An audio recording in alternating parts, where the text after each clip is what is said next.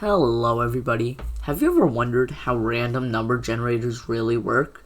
If you think about it, nothing in the universe is truly random. If you know how hard the die will be thrown and against what surface it will be thrown and the friction of your hand and a lot of other variables, then you can calculate what side the die will fall on. But really, that would require such computational power and so many variables that we just call it truly random. But if nothing is random, how do computers generate random numbers? In this video, I will explain how random number generators work, and then I'll show you how I made one and how you can make one too. The first step is understanding what types of random number generators there are. There are two main types, pseudo-random number generators and true random number generators. Pseudo-random number generators use deterministic algorithms to produce a series of numbers that mimic randomness. They start with an initial value called a seed, and then use mathematical operations to generate a sequence of numbers. This is what most games like Minecraft use. On the other hand, true random number generators use phenomena like radioactive decay, thermal noise, or atmospheric noise to create numbers. True random generators mimic randomness a lot better than pseudo-random number generators, but they're usually very resource-intensive and expensive, and they're also quite slow. For the sake of this video's simplicity and my own sanity, I will focus on pseudo-random number generators. As I said before, a pseudo-random number generator generates numbers from an algorithm and a seed. You put the seed in, the math does math, and then the number comes out. You then use that number as a seed, and the cycle continues. There are also many different ways of doing this, like the middle square method, which just makes the seed multiply by itself to make big numbers, and then takes the couple middle numbers to get another seed. I didn't use this method, but instead used something else, and you can see my math on the screen currently.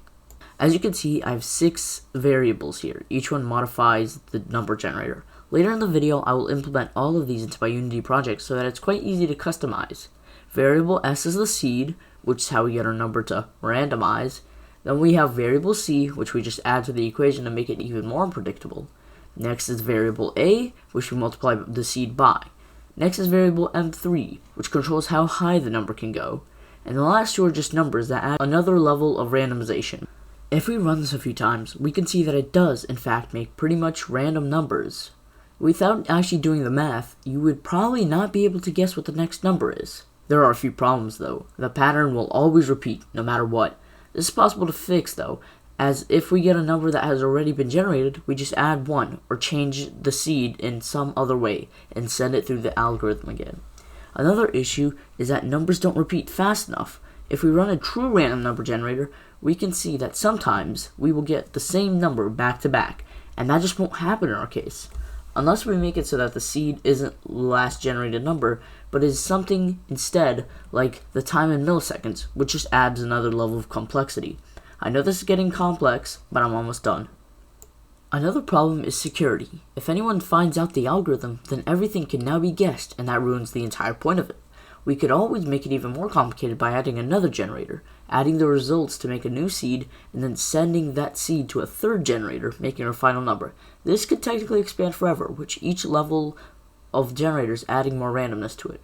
We could also cross the seeds and do other stuff to make it even more complex, but I will keep it as is, with one generator. One last problem is, if we always start with the same seed, we will always have the same pattern. This again could be fixed with making the seed the time in milliseconds or the number of times a person has clicked since the program has started.